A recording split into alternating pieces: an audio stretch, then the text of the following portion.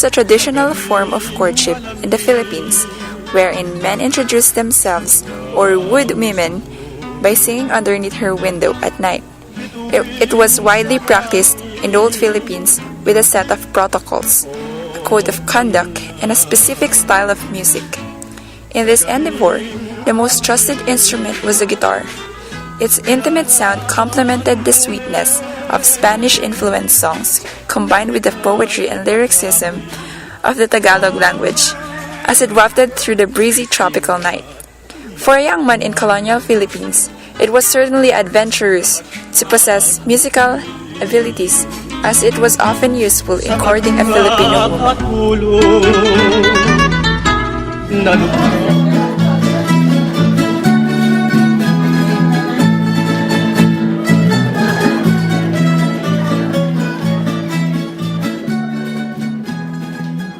In the Philippines, if a man wants to be taken seriously by a woman, he has to visit the latter's family and introduce himself formally to the parents of the girl.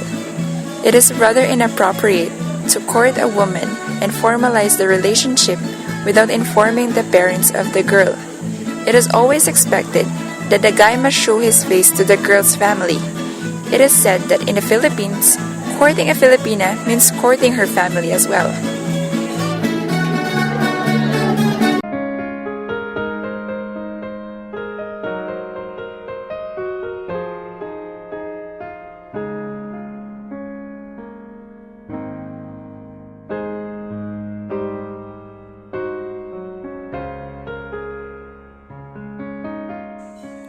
It is also sweet to write love letters that are sent by a trusted friend or a relative of a courted woman.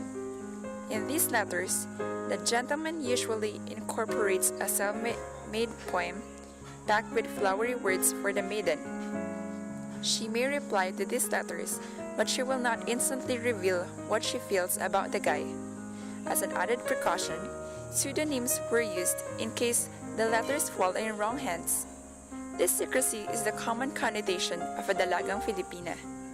A dalagang Filipina is not expected to show explicitly any feeling of affection to a guy.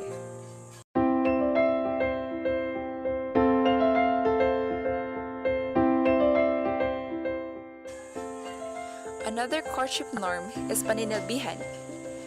A Filipino man wishing to wed into a traditional family is expected to perform household service to the bride's family as a proof of his sincerity and fortitude. This is a way of saying, "I will do anything to prove my love for you." This can include anything from fetching water and chopping firewood, working in the farm, as well as running household errands, which usually last for about 1 year. But such tests of earnestness does not guarantee affirmative acceptance of the marriage proposal.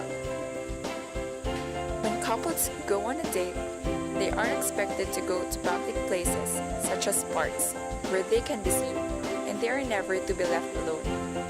Dating couples are expected to be conservative and not perform public displays of affection for each other. Traditionally, courtship lasts a number of years before the Filipino woman accepts her suitor as a boyfriend.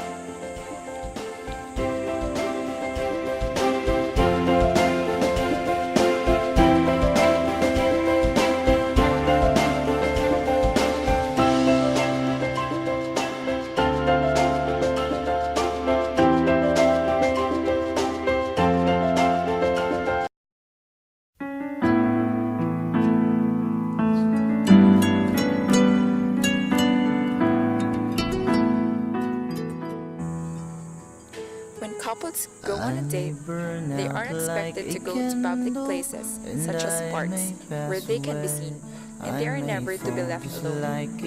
Dating couples are expected to be conservative and not perform public displays of affection for each other. Traditionally, courtship lasts a number of years before the Filipino woman accepts her suitor as a boyfriend. Forever you're in my heart. Even if we're apart, I say forever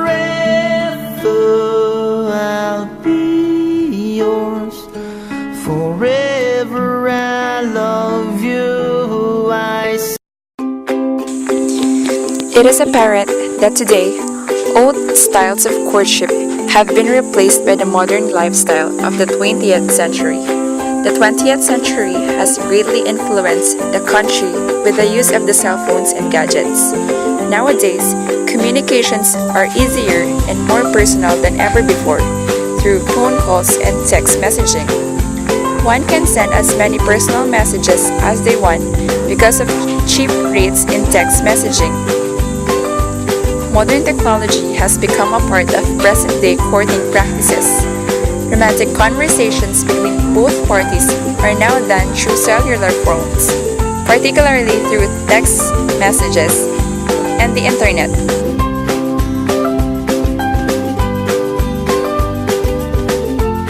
Hello to social medias such as Facebook, Twitter, and Skype.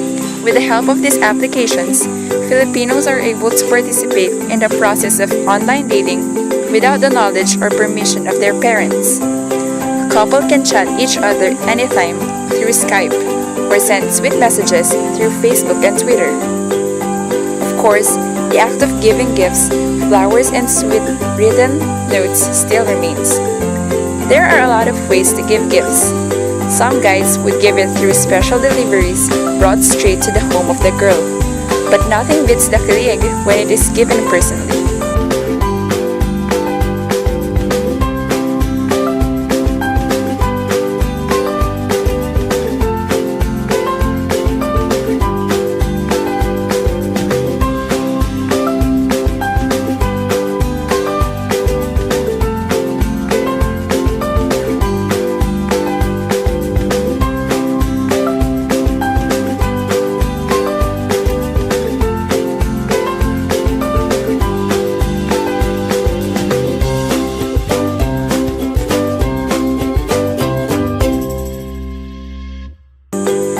Of course, the act of giving gifts, flowers, and sweet written notes still remains. There are a lot of ways to give gifts. Some guys would give it through special deliveries brought straight to the home of the girl, but nothing beats the kilig when it is given personally.